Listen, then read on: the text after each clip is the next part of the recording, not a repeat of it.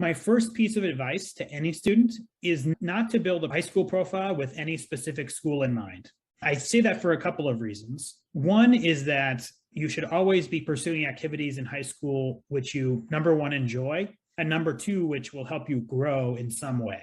Maybe they'll help you develop a new skill. Maybe they'll give you some experience in a new activity. Maybe they'll help you develop leadership skills. Everything you do should help you grow as a person and be something that you enjoy. Sometimes, of course, in high school, it takes a while to find those activities. You may try some things in 9th and 10th grade before you settle on your top activities by 11th grade. But if you do several activities to a high level and you become a leader in those activities, you're going to be impressive at a school like Yale and elsewhere.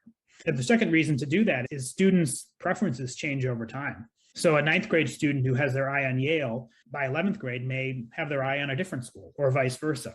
So I would simply say, don't take a specific school into account when choosing your activities. Instead, try to choose 2 or 3 significant extracurricular areas or activities that you can become a leader in some way by your junior year. That's really a goal to look for if you're shooting for top colleges. And if you do that, you would be competitive at Yale and other places. And then I think the challenge is simply when you're applying to Yale is to be able to explain how those activities fit together and say something about who you are and what you want to study in college, and then why studying at a place like Yale would be a good place to do that. That's something that is figured out with you and your counselor and family as you're applying. But in terms of choosing activities, you can do anything. There's no sets of activities that are better or worse. If you give your best effort and you're doing things you're passionate about, you're going to stand out.